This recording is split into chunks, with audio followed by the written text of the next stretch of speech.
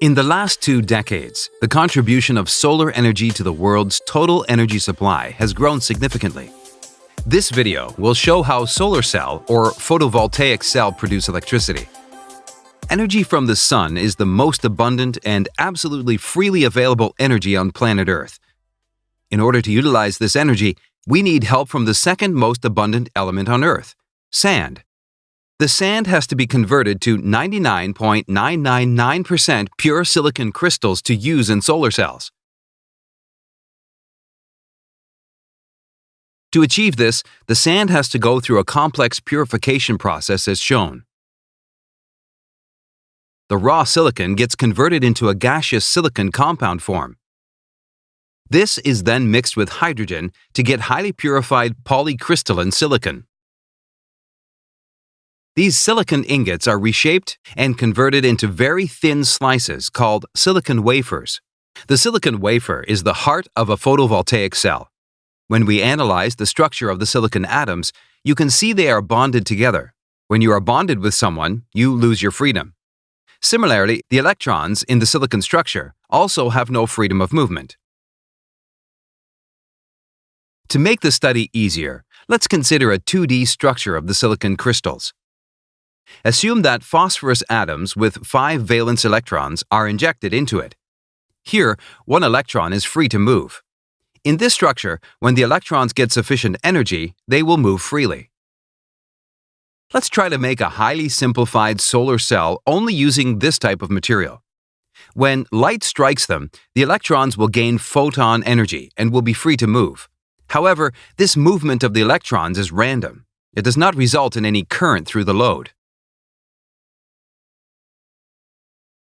To make the electron flow unidirectional, a driving force is needed. An easy and practical way to produce the driving force is a p-n junction. Let's see how a p-n junction produces the driving force.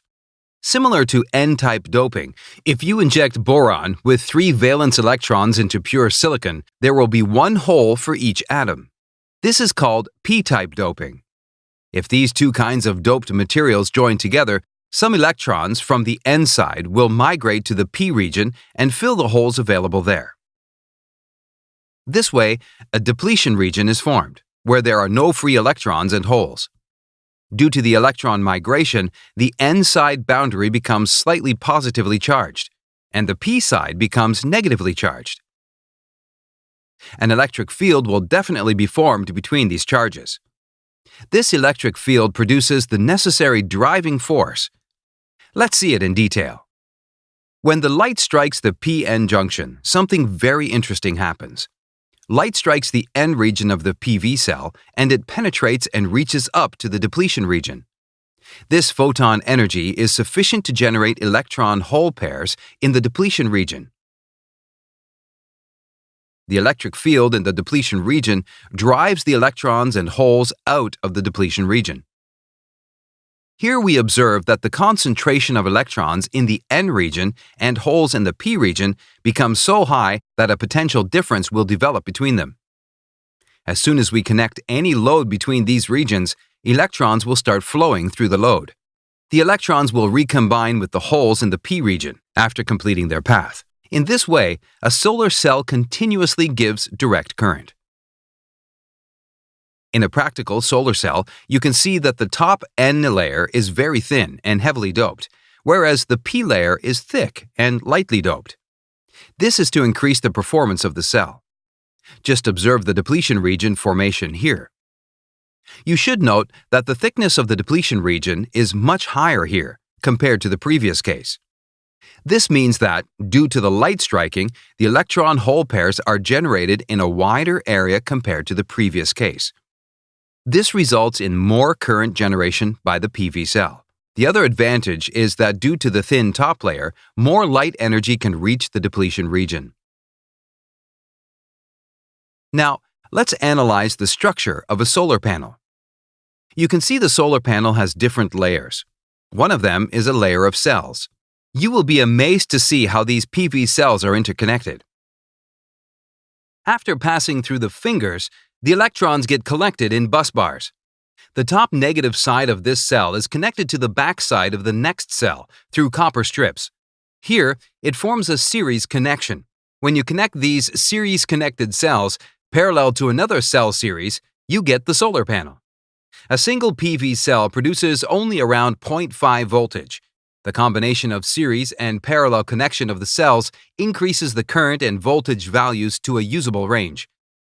The layer of EVA sheeting on both sides of the cells is to protect them from shocks, vibrations, humidity, and dirt.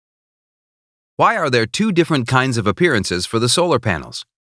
This is because of the difference in the internal crystalline lattice structure. In polycrystalline solar panels, multi-crystals are randomly oriented. If the chemical process of silicon crystals is taken one step further, the polycrystalline cells will become monocrystalline cells. Even though the principles of operation of both are the same, monocrystalline cells offer higher electrical conductivity. However, monocrystalline cells are costlier and thus not widely used. Even though running costs of PV cells are negligible, the total global energy contribution of solar voltaic is only 1.3%. This is mainly because of the capital costs and the efficiency constraints of solar voltaic panels, which do not match conventional energy options. Solar panels on the roofs of homes have the option to store electricity with the help of batteries and solar charge controllers. However, in the case of a solar power plant, the massive amount of storage required is not possible. So, generally, they are connected to the electrical grid system in the same way that other conventional power plant outputs are connected. With the help of power inverters, DC is converted to AC and fed to the grid. Please support Learn Engineering's educational activities on patreon.com, and also, don't forget to subscribe to our channel. Thank you.